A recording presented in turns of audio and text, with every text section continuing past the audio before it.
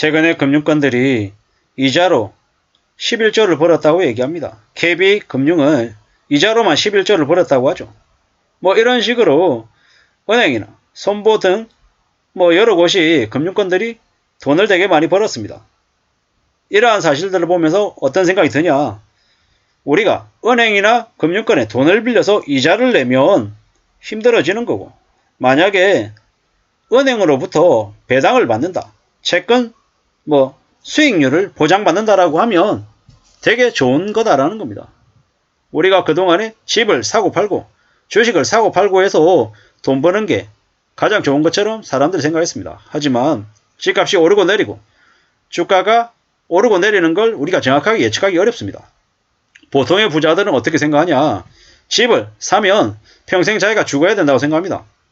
자신이 사업을 하기 위해서 필요한 건물들을 매입을 한다 라고 하면 철저하게 자신의 사업을 어떻게 잘 꾸려갈지 활용하기 위해서 부동산을 매입하는 거라는 거죠. 사고 파는 시세 차익을 목적으로 해서 하는 게 아니다라는 겁니다.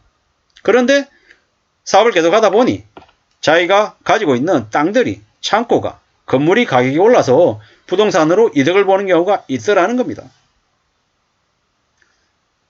근데 여기에 숨어있는 이제 비밀이 뭐냐? 오랫동안 평생 가지고 갈 거다라는 생각을 했기 때문에 그러한 부동산 관련한 수익이 생긴 거죠. 보통 사람들이 사고 팔겠다라는 목적을 가지고 매입을 했다라고 하면 견디기가, 오랜 기간 기다리기가 어렵다라는 겁니다.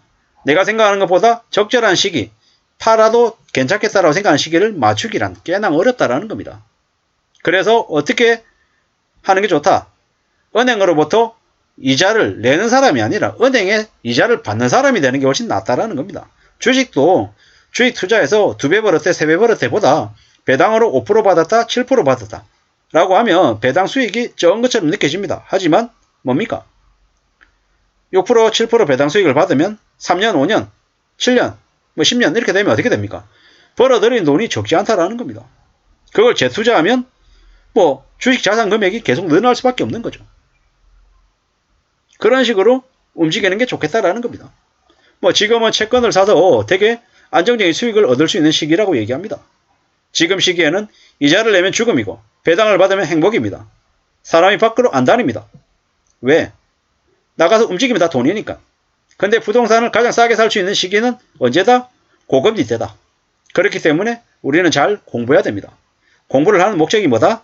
싸게 부동산을 사기 위해서 투기할 목적으로 부동산을 사는 게 아니라 평생 가져갈 나의 안정적인 터전, 그리고 뭐 주택연금 같은 것들을 받을 수 있는 평생 고정적인 소득을 확보하기 위한 부동산을 갖기 위함이라는 겁니다. 앞으로 삶이 어떻게 흘러갈지 잘 살펴보고 두고 보고 공부해야 됩니다.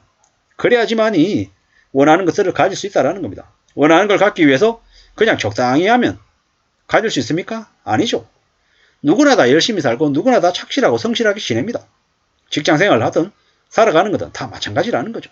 근데 누군가는 돈을 벌고 누군가는 집을 사고 안정적으로 살아가고 누군가는 계속 이사 다니고 허덕이며 삽니다.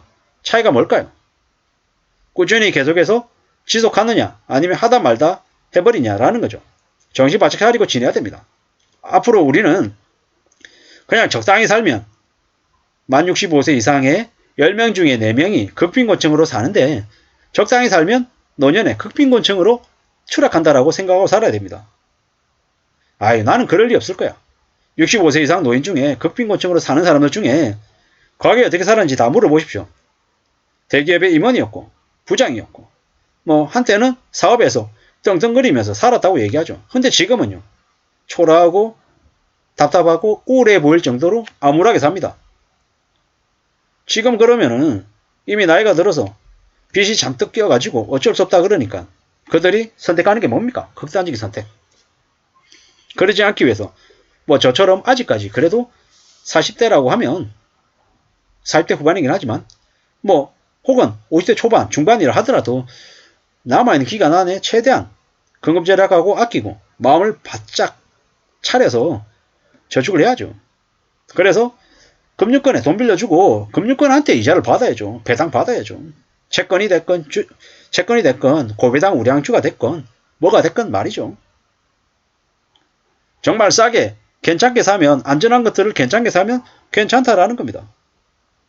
뭐 욕심 부리고 남들하고 비교하는 것들 다 필요 없습니다. 나이가 들고 또 계속 시간이 지날수록 남들이 어떻게 사는지, 남들한테 내가 어떻게 비춰지는지 그딴 거 관심 가질 필요 없더라고요. 그보다 더 중요한 게 뭐냐? 실질적인 거. 겉으로 볼 때 흐름한 빌라에 사는데 현금성 자산이 되게 많아가지고 그 현금성 자산 때문에 매년 나오는 배당 수익이 몇천만 원이다라고 하면 고가의 강남에 30억, 40억짜리 아파트 사는데 매달 대출 이자로 400만 원, 500만 원 내는 사람보다 훨씬 더 행복하다라는 겁니다.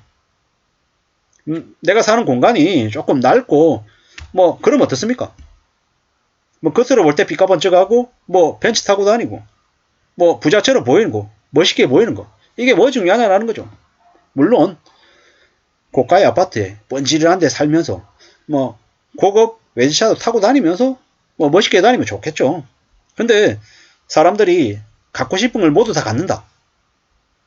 그럴 수 있는 사람이 몇이나 되냐라는 거죠. 뭐 남들이 그렇게 산다고 나까지 그렇게 살겠다고 마음먹으면 뭐가 생깁니까? 욕심과 탐욕이 생기면 꼭 파멸로 가더라는 거죠. 그보다는 내 분수를 알고 내 처지 안에서, 내가 할 수 있는 범위 안에서 뭔가를 할 군의를 하는 게 좋겠더라는 겁니다. 그렇게 살아야 조금 더 안전하고 또 삶을 잘 유지하고 관리해갈 수 있지 않겠냐라는 겁니다. 금융권들만 이자로 17조, 11조를 벌었다는데 개인들 중에서는 말하지 않지만 누군가는 조용히 돈을 많이 버는 사람이 있을 거다라는 겁니다. 처지에 따라서 어떤 사람들은 1년에 배당 수익을 500만 원 버는 사람이 있고 1000만 원 버는 사람이 있고 몇천만 원 버는 사람도 있을 거다라는 거죠. 하지만 나 돈 많이 벌어 하고 떠벌리고 다니는 사람 중에 부자가 몇이나 되냐고요. 원래 부자들은 조용히 알아서 자기 먹을 거 잘 챙겨 먹는 사람이 부자라고 했습니다. 유튜브로 떠들어대는 부자가 되려면 이렇게 해야 된다. 내 말 들으면 부자 될 수 있다. 이런 얘기로 부자가 될 거라고 믿는 놈들 다 당합니다. 다 뒤통수 맞고요. 함부로 웬만한 상식적인 수준의 수익 이상을 주겠다라고 얘기하는 사람들은 뭐다? 사기꾼이다. 안 믿는 게 낫겠다라는 거예요. 그리고 겁내고 두려워하는 마음으로 살아야 됩니다. 그래야지만이 삶을 지킬 수 있을 것 같습니다.